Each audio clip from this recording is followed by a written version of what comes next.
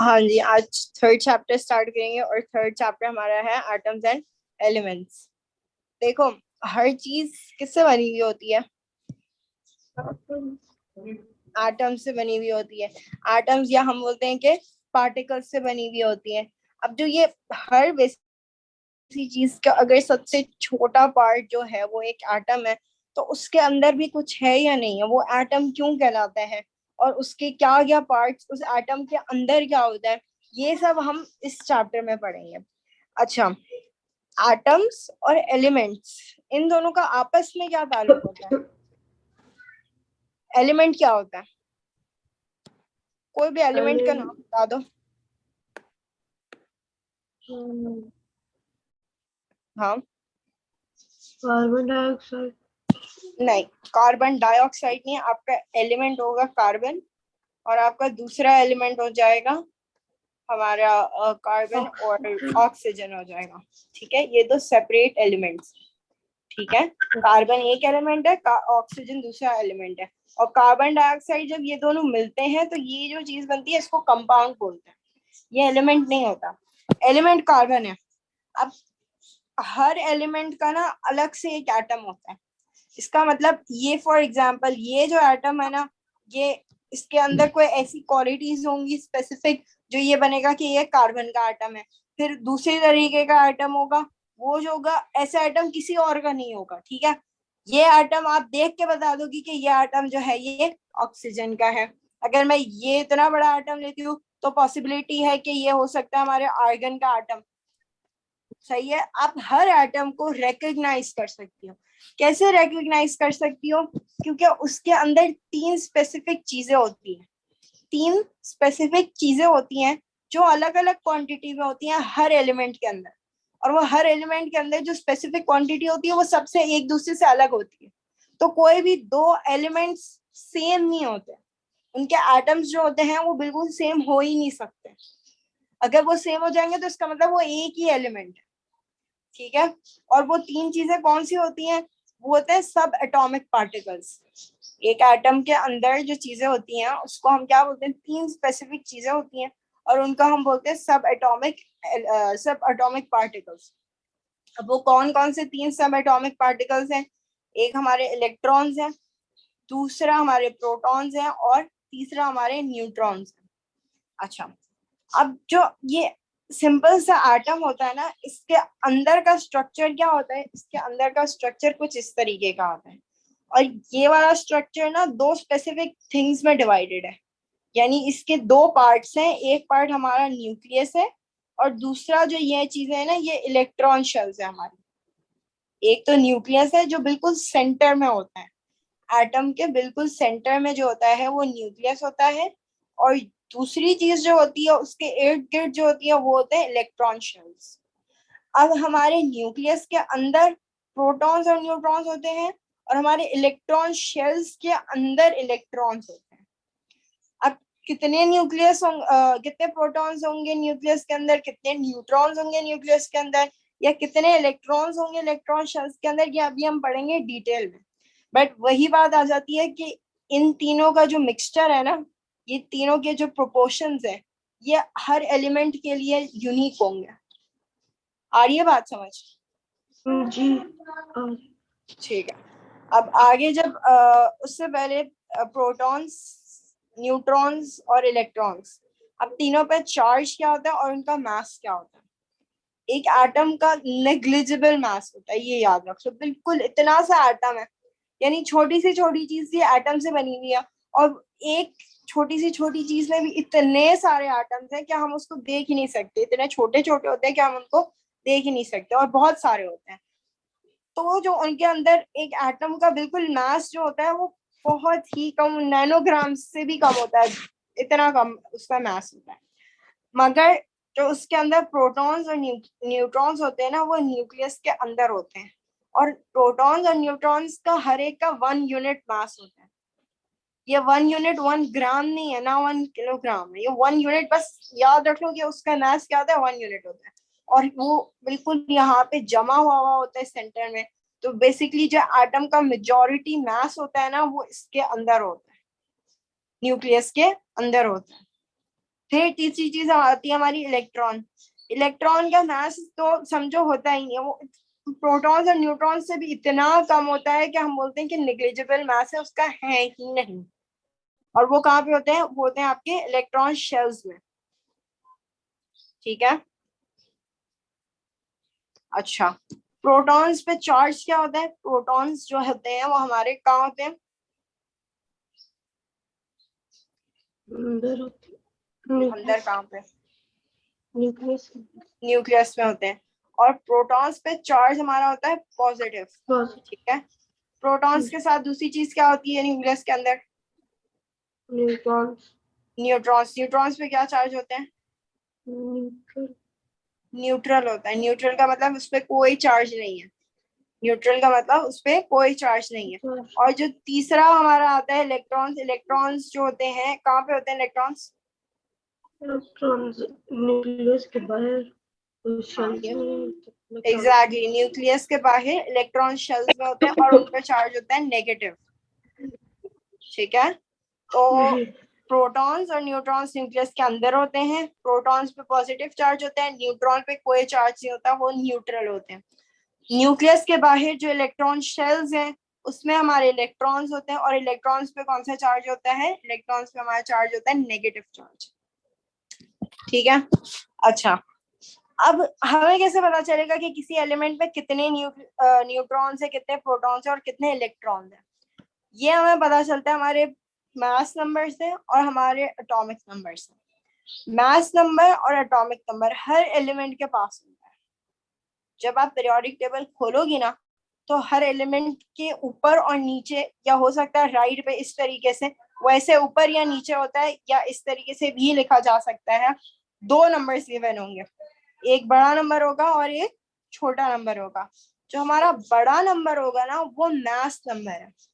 Mass number का क्या मतलब है कि जो नंबर, ये बेसिकली मास नंबर होता है न्यूक्लियस का नंबर। इस न्यूक्लियस में टोटल कितनी चीजें हैं, ये उसका नंबर होता है। अगर दो प्रोटॉन्स है और दो न्यूट्रॉन्स है तो हमारा मास नंबर 4 हो जाएगा। एक न्यूट्रॉन और 3 प्रोटॉन्स है तो भी हमारा मास नंबर 4 हो जाएगा। Basically the sum of neutrons and protons is mass number.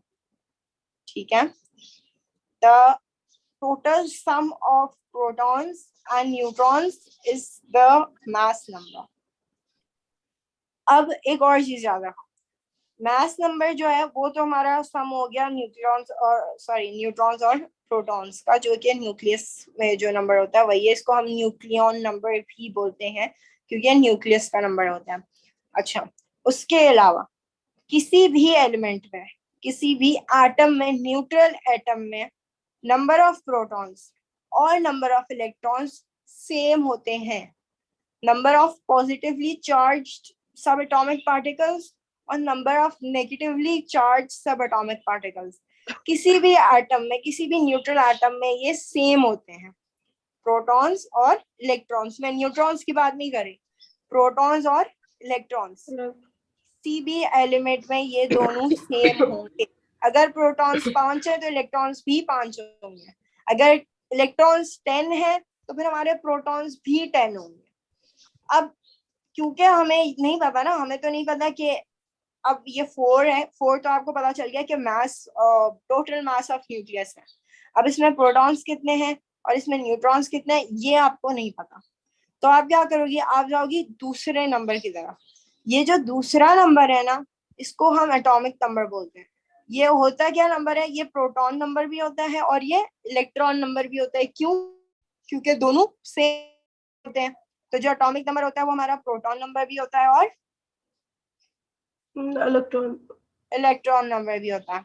अब देखो, यहाँ पे अलग से आपको प्रोटॉन नंबर मिल गया, पर यहाँ पे मास नंबर में आपका सम ऑफ प्रोटॉन्स है और न्यूट्रॉन्स है। तो आप कैसे न्यूट्रॉन नंबर निकाल सकती हो इसमें से? आपको पता चल गया कि प्रोटॉन्स इतने हैं और आपको टोटल भी दिया हुआ है, तो आप इसमें से नंबर ऑफ न्यूट्रॉन्स कैसे निकालोगी? मास नंबर को सब्ट्रैक्ट करके प्रोटॉन नंबर से। एग्जैक्टली, मास नंबर को मैं सब्ट्रैक्ट कर दूंगी प्रोटॉन नंबर से, तो मेरे पास न्यूट्रॉन नंबर आ जाएगा। इस तरीके से मेरे पास प्रोटॉन नंबर भी आ गया 2, ये तो हमें दिया हुआ था ऑलरेडी। न्यूट्रॉन नंबर भी आ गया 2, कैसे? क्योंकि मैंने 4 - 2 किया तो आंसर 2 आया। और इलेक्ट्रॉन नंबर भी 2 आ गया, क्यों? इलेक्ट्रॉन नंबर कैसे पता चला हमें? क्योंकि प्रोटॉन नंबर और इलेक्ट्रॉन नंबर सेम होता एग्जैक्टली अब मुझे जरा इसका बताओ, ऑक्सीजन का। इसमें मास नंबर कौन सा है, एटॉमिक नंबर कौन सा है, कितने प्रोटॉन्स हैं, कितने न्यूट्रॉन्स हैं और कितने इलेक्ट्रॉन्स हैं? है। 8 प्रोटॉन्स और इलेक्ट्रॉन्स हैं हाँ, और 16 क्या? 8 16 - 8 और 8 ही न्यूट्रॉन। सही है, 16 - 8, 8 न्यूट्रॉन्स है। और मास नंबर क्या है? Mass number 16 16।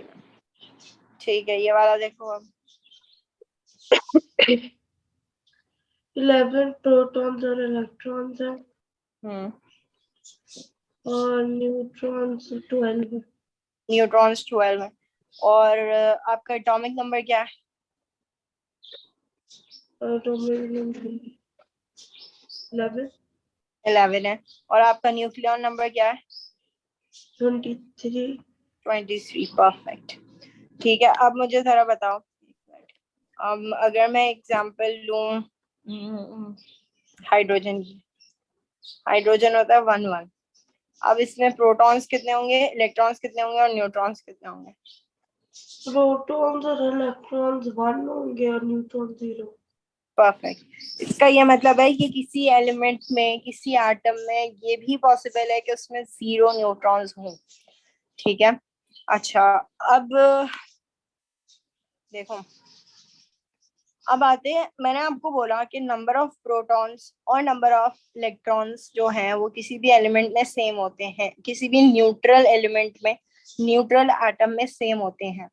तो उस पे क्यों सेम होते हैं, और क्यों मैंने बोला न्यूट्रल एटम पे सेम होते हैं? न्यूट्रल का क्या मतलब है? क्या किसी एलिमेंट पे चार्ज होता है, या हो सकता है, होता है या नहीं होता है, हो सकता है नहीं हो सकता? तो देखो, सिंपल सा इसका जवाब है, किसी भी, मैंने देखो, पॉजिटिवली चार्ज सब एटॉमिक पार्टिकल्स कौन से होते हैं? प्रोटॉन प्रोटॉन्स होते हैं। ठीक है। अब अगर मैं सोडियम की एग्जांपल ले रही हूँ, सही है, सोडियम में जो है मेरे कितने प्रोटॉन्स हैं? 11 11। तो इन पे पॉजिटिव चार्ज होगा ना, हर एक उस पे पॉजिटिव चार्ज होगा। तो टोटल जो पॉजिटिवली चार्ज सब एटॉमिक पार्टिकल्स होंगे वो 11 होंगे। तो मैंने पॉजिटिव 11 लिख दिया। अब नेगेटिवली चार्ज कौन से होते हैं? Electrons electrons. तो इसमें कितने इलेक्ट्रॉन्स हैं? 11 11। और उन 11 इलेक्ट्रॉन्स पे क्या चार्ज होगा? Negative negative. नेगेटिव 11।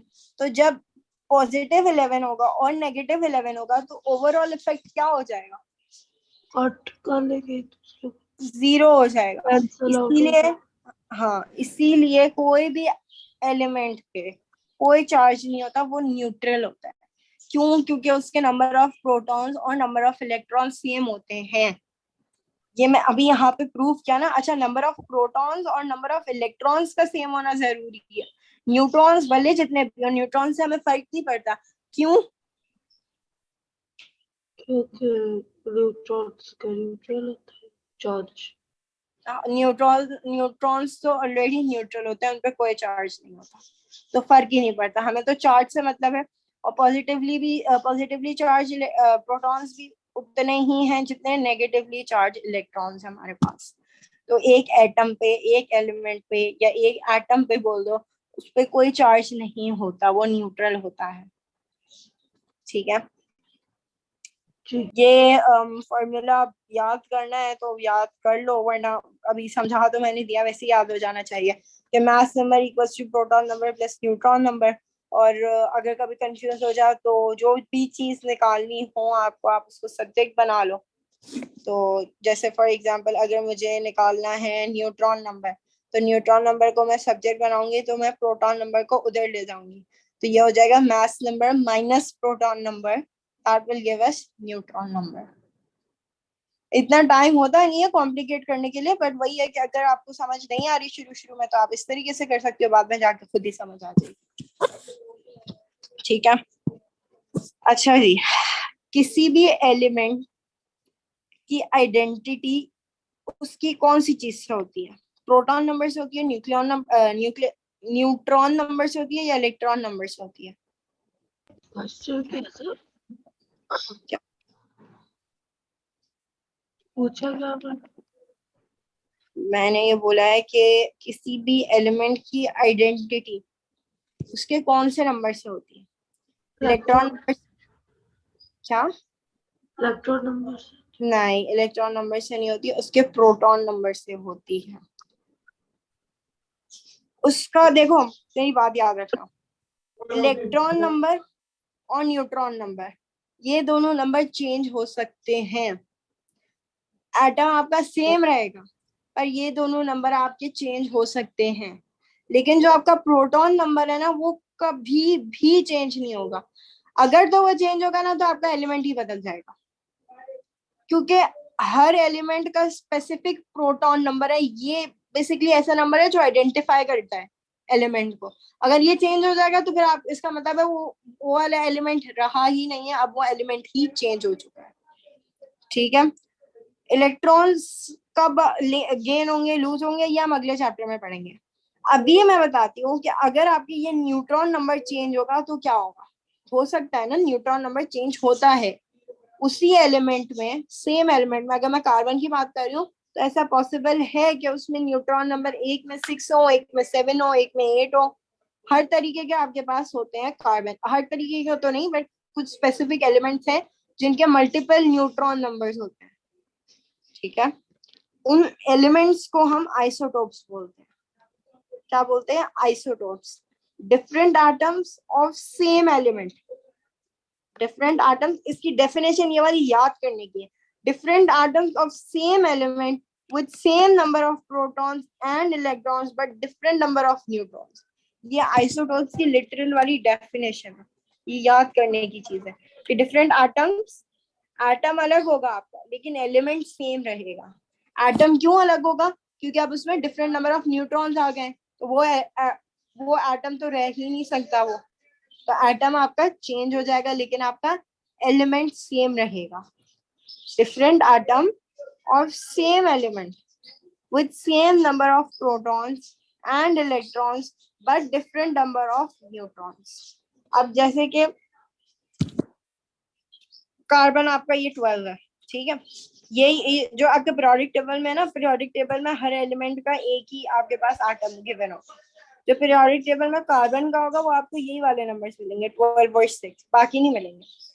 जो ये बेसिक सा है, क्यों? अच्छा, अगर किसी एलिमेंट के 2-3 अलग तरीके के एटम्स एग्जिस्ट करते हैं, उसके आइसोटोप्स एग्जिस्ट करते हैं, तो उसमें से कोई एक ही पीरियोडिक टेबल में होगा। और वो एक ही पीरियोडिक टेबल में क्यों होगा? आइसोटोप नहीं तो सारे ही आइसोटोप है। ये जैसे 3 कार्बन है, तीनों एक दूसरे के आइसोटोप्स हैं, जो बट सिर्फ ये वाला कार्बन। न्यूट्रल होगा वो, क्या? जो न्यूट्रल होगा चार्जेस वो। सब न्यूट्रल है, सब न्यूट्रल है, क्योंकि देखो इसमें भी 6 प्रोटॉन 6 इलेक्ट्रॉन है, हम इलेक्ट्रॉन नंबर तो चेंज कर ही नहीं रहे। 6 प्रोटॉन 6 इलेक्ट्रॉन है, इसमें भी 6 प्रोटॉन 6 इलेक्ट्रॉन है, ओवरऑल चार्ज कुछ नहीं है, और इसमें भी 6 प्रोटॉन 6 इलेक्ट्रॉन। न्यूट्रॉन्स में डिफरेंस आ रहा है, बट न्यूट्रॉन्स तो होते ही न्यूट्रल है, चार्ज में तो फर्क ही नहीं आ रहा। बट फिर भी हमें कार्बन 12 मिलेगा पीरियोडिक टेबल में, क्यों?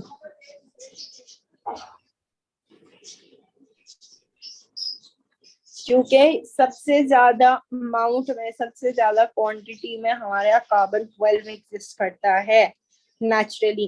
तो इस वजह से ये एलिमेंट आपको पीरियोडिक टेबल में मिलेगा। बाकी ये दो भी सेम ही एलिमेंट्स है, but with different neutron numbers हैं, वो आपको नहीं मिलेंगे पीरियोडिक टेबल में। क्योंकि जो आइसोटोप सबसे अबंडेंटली एग्जिस्ट करता होगा वही होगा सिर्फ आपके पीरियोडिक टेबल में। ठीक है जी, जो एलिमेंट, जो आइसोटोप सबसे अबंडेंटली एग्जिस्ट करता होगा, सबसे ज्यादा एग्जिस्ट क्वांटिटी में एग्जिस्ट करता होगा, वो जाएगा आपके पीरियोडिक टेबल में। बाकी सारे आइसोटोप्स नहीं होंगे। और इसका मतलब ये नहीं कि वो प्रेजेंट ही नहीं है, वो एग्जिस्ट करते हैं नेचर में बट स्मॉल क्वांटिटीज में। अब देखो डिफरेंस क्या। सबसे पहले कार्बन 12 और कार्बन 13 ले लेते हैं। सिर्फ और सिर्फ आपके न्यूट्रॉन्स का फर्क है, बाकी आपके प्रोटॉन्स भी सेम है। देखो 6 proton 6 proton 6 electron 6 electrons. Neutrons में फर्क है, और क्योंकि न्यूट्रॉन्स में फर्क है तो आपके एटॉमिक मास नंबर या न्यूक्लियन नंबर में भी फर्क आ गया। अच्छा, न्यूट्रॉन नंबर का मास नंबर से क्या ताल्लुक? न्यूट्रॉन नंबर मास नंबर मतलब मैं आप मुझे सिंपली बताओ, न्यूक्लियन या मास नंबर क्या होते हैं? न्यूक्लियन या मास नंबर ये क्या होता है?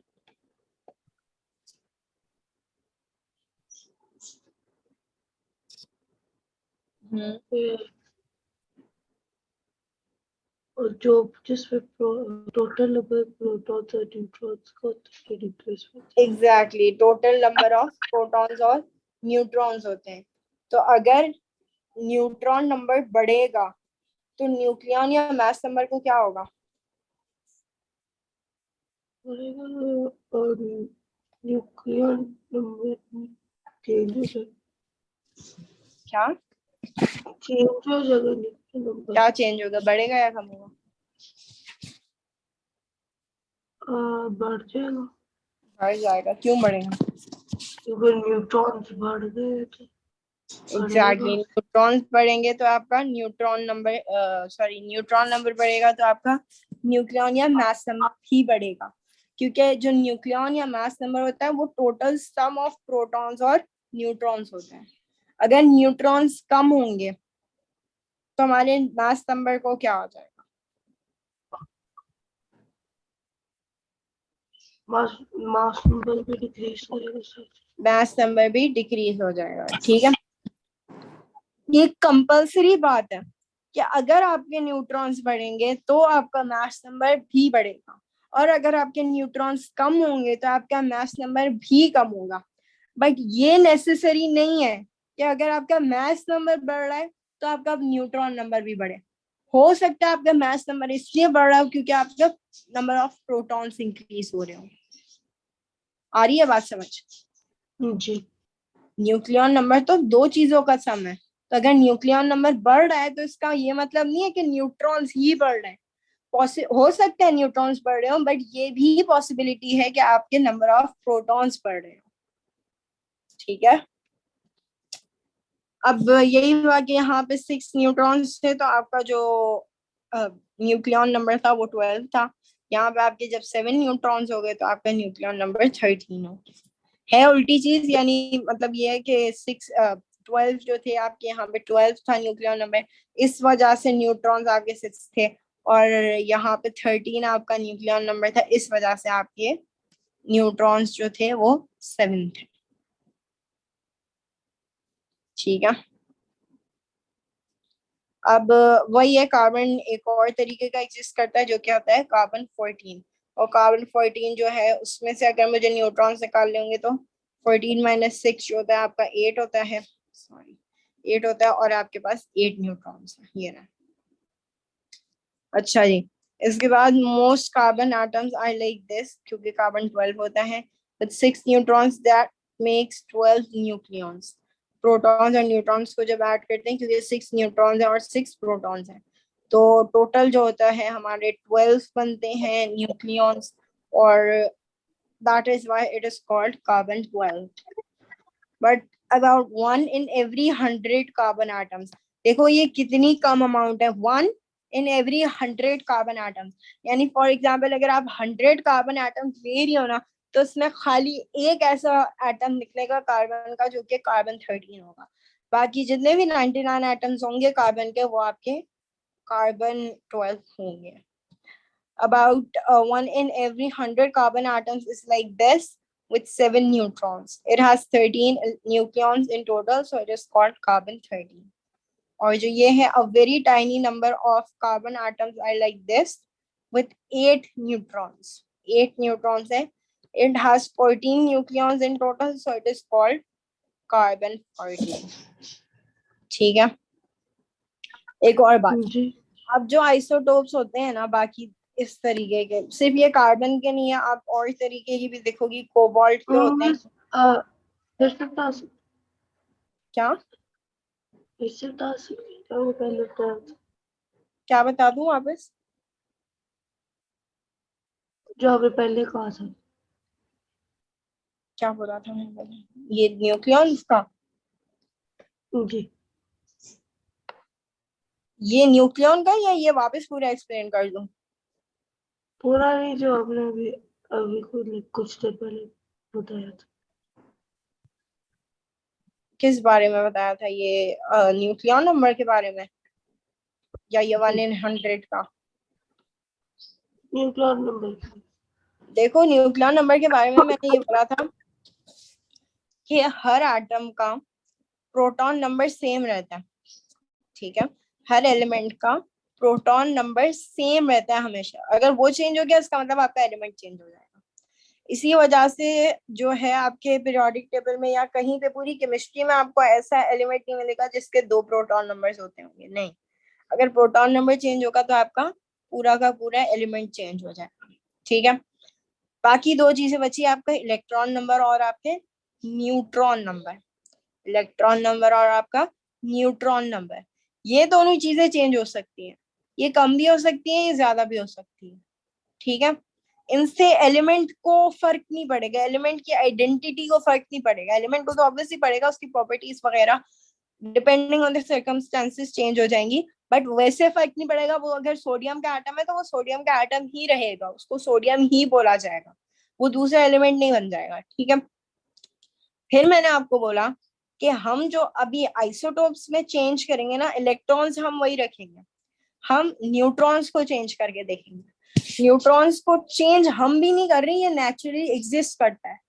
नेचुरली क्या एग्जिस्ट करता है कि हमारा एक तरीके का कार्बन इस तरीके का होता है कि उसमें 12 न्यूक्लियॉन होते हैं आपके, 12 आपका मास नंबर होता है, और 6 आपके प्रोटॉन, क्योंकि प्रोटॉन नंबर तो चेंज होना ही नहीं है, तो 6 आपके प्रोटॉन नंबर होते हैं। तो जब आप 12 - 6 करोगी तो आपके पास 6 न्यूट्रॉन्स आ जाएंगे। फिर एक और तरीके का हमारा कार्बन आटम एग्जिस्ट करता है जिसके मास नंबर जो है वो 13 होता है। अब 13 - 6 करोगी तो 7 न्यूट्रॉन्स बनेगा। फिर मैंने आपको बोला कि देखो एक तरीके से ये रिलेशनशिप फॉर्म हो जाता है किसके और किसके बीच में, मास नंबर के बीच में और न्यूट्रॉन नंबर के बीच में। क्योंकि मास नंबर क्या होता है? Mass number is the sum of, क्या होता है?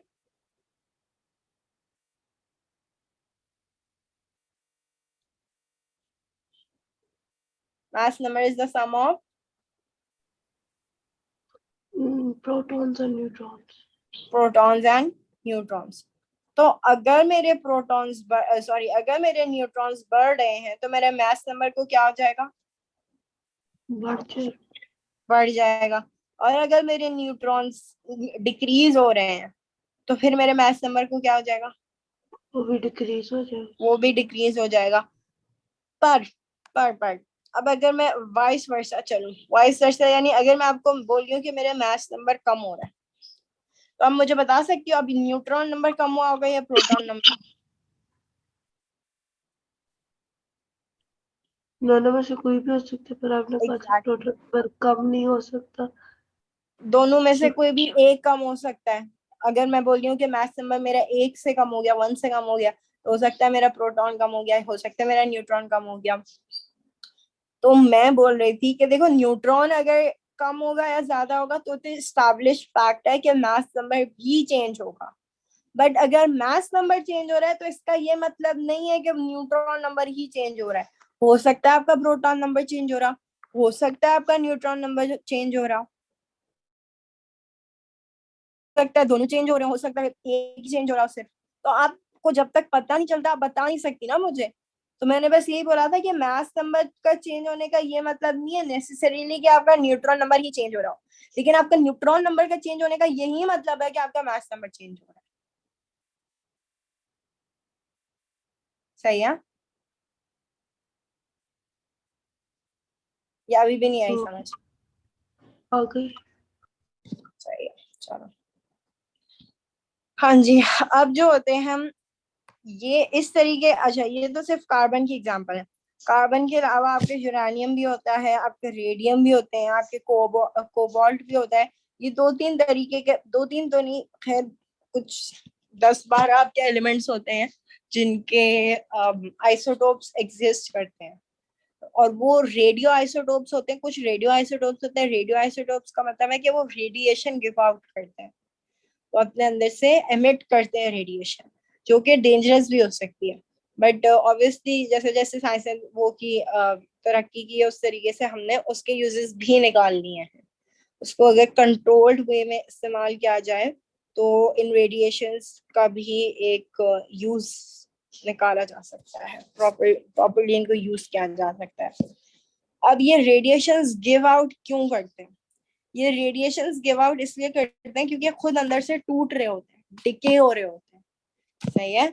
Radioisotopes are not stable and hence sooner or later its nucleus starts to break down. और जब ये ब्रेक डाउन करेंगे तो वो एनर्जी देंगे in the form of radiation. Time taken for the half of the particles to decay is known as the half life. अच्छा, हमें ये तो पता चल गया कि जो ये एलिमेंट्स होते हैं, आइसोटोप्स होते हैं, वो उनका न्यूक्लियस जो होता है वो इतना स्टेबल नहीं होता, इस वजह से वो डिके करना शुरू होते हैं। और जब वो डिके करेंगे तो वो रेडिएशन गिव आउट करेंगे। अब जब रेडिएशन गिव आउट करेंगे तो अब हमें कैसे पता चलेगा कि इस एलिमेंट की लाइफ कितनी है? क्योंकि अब तो ये खत्म होना शुरू हो गया है, डिके का तो यही मतलब है खत्म होना शुरू हो गए। उसके जो प्रोटॉन्स थे वो कम होना शुरू हो गए, उसके जो न्यूट्रॉन्स है वो कम होना शुरू हो गए। तो अब उसको कितनी देर लगेगी खत्म होने के लिए? तो उस चीज को हम हाफ लाइफ बोलते हैं। हम हाफ लाइफ कैसे निकाल सकते हैं? हम हाफ लाइफ इस तरीके से निकाल सकते हैं कि देखो, उस जितने भी पार्टिकल्स थे ना, उसमें पार्टिकल्स उस एटम में, उस चीज में, एटम में या एटम में नहीं, एलिमेंट या उस सब्सटेंस में जितने भी पार्टिकल्स थे, वो अगर हाफ हो गए तो उसको कितना टाइम लगा हाफ होने में? इसको हम हाफ लाइफ बोलते हैं बेसिकली। जैसे इसको मैं ज्यादा प्रैक्टिकली समझाती हूँ। जैसे फॉर एग्जाम्पल, किसी के पास किसी एलिमेंट पे आपके थे 320, 320 नहीं, कर लो 200 कर लो, 200 पार्टिकल्स थे। अब उसको 550 इयर्स लग गए इन 200 पार्टिकल्स को खत्म कर, हाफ करने के लिए। इन 200 एलिमेंट्स को हाफ करने के लिए उसको 550 इयर्स लग गए। यानी बेसिकली 200 से 100 पार्टिकल्स करने में, डिके होने में, 100 पार्टिकल्स डिके होने में 550 इयर्स लग गए। तो इस 550 इयर्स को हम इसकी हाफ लाइफ बोलेंगे। अब हाफ लाइफ का क्या मतलब है कि अब मजीद देखो 100 पार्टिकल्स बचे हैं, अब 100 का हाफ क्या होता है?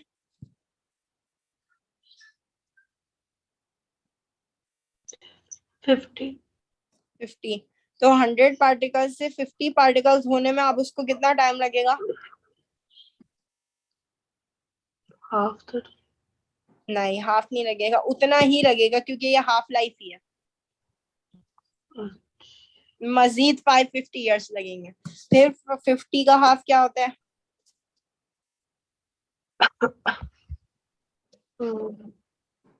25 पार्टिकल्स। और ये 25 पार्टिकल्स को डिके होने में कितना टाइम लगेगा?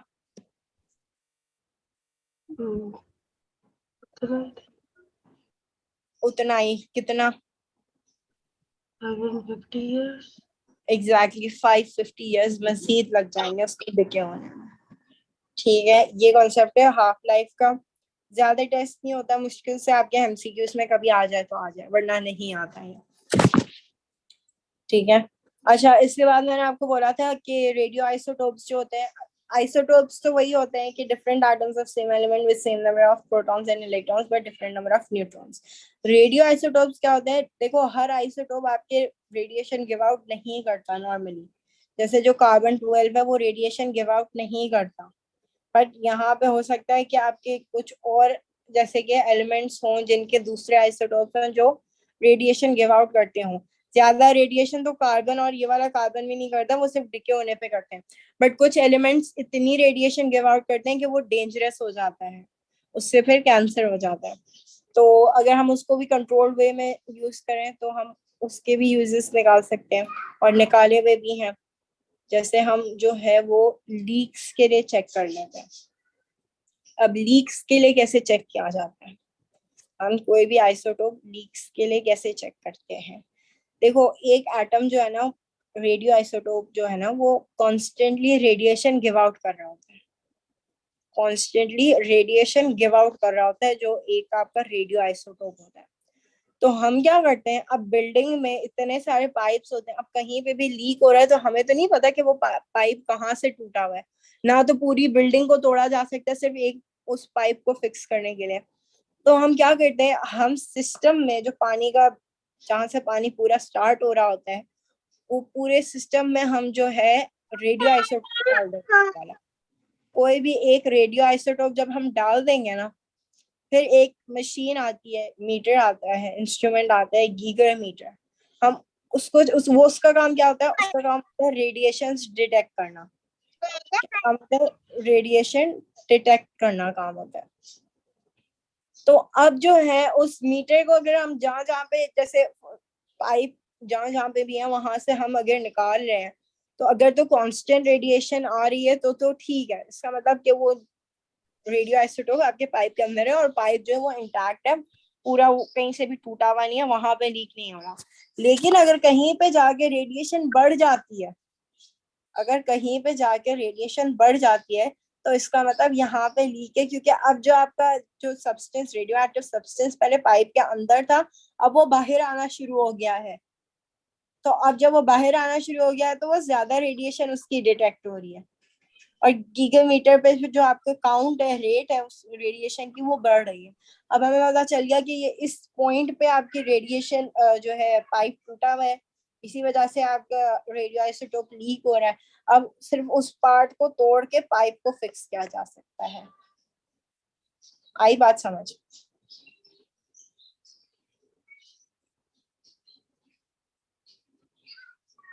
आई समझ नहीं आई?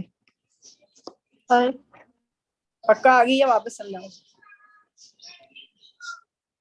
आ गई। अच्छा, बाकी चेक फॉर लीक्स होता है रेडियो आइसोटोप्स के जो काम है। Treat cancer, even though radioisotopes can cause cancer, they can also treat cancer if used carefully। ठीक है, जो आपकी ट्रीटमेंट होती है कैंसर की, उसमें रेडियोथेरेपी के नाम से जो होती है, ये प्रोसेस होता है ट्रीटमेंट का, जिसमें बेसिकली कोबाल्ट 60 जो है एक रेडियो आइसोटोप है, वो यूज किया जाता है कैंसर सेल्स को मारने के लिए। उसको एम किया जाता है कैंसर सेल्स पे और वो कैंसर सेल्स को मार देते हैं। बट वही बात है कि जो आपके ये वाले रेडियो आइसोटोप्स होते हैं, ये आपके नेचुरल सेल्स को भी डैमेज कर देते हैं। तो इसी वजह से जो है कंट्रोल्ड वे में इस्तेमाल किया जाता है।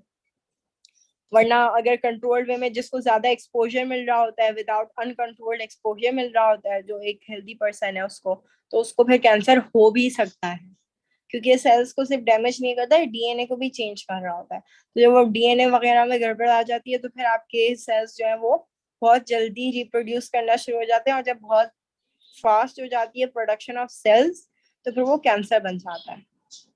वो कैंसर को ट्रीट करने के लिए भी हमारा रेडियो आइसोटोप यूज होता है।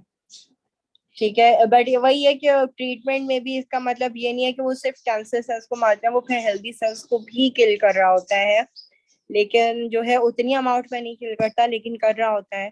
और जो है इसी वजह से जो ट्रीटमेंट रिसीव कर रहा होता है वो फिर वीक भी हो जाता है, क्योंकि उसके हेल्दी सेल्स भी मर रहे होते हैं। और तीसरी और लास्ट चीज है कि रेडियो आइसोटोप जो है वो जर्म्स और बैक्टीरिया को मारने के लिए इस्तेमाल होता है। और कहाँ पे जर्म्स और बैक्टीरिया को मारने के लिए इस्तेमाल होता है, एक तो आपके जो मेडिकल इंस्ट्रूमेंट्स होते हैं उनको स्टेरिलाइज करने के लिए यूज होता है। जो ऑपरेशन से पहले जितने भी इंस्ट्रूमेंट्स होते हैं वो भी होते हैं, या कोई और इंस्ट्रूमेंट्स भी हैं, इन सबको साफ करने के लिए, क्लीन करने के लिए, स्टेरिलाइज करने के लिए जो है आपका ये दो कोबाल्ट 60 और सीजियम 137, ये दो रेडियो आइसोटोप्स हैं, ये यूज होते हैं। और सेकेंडली जो फूड में, फूड पैकेजिंग वगैरह में बैक्टीरिया और जर्म्स को मारना होता है, तब भी जो है हमारे ये रेडियो आइसोटोप्स यूज हो सकते हैं। ठीक है,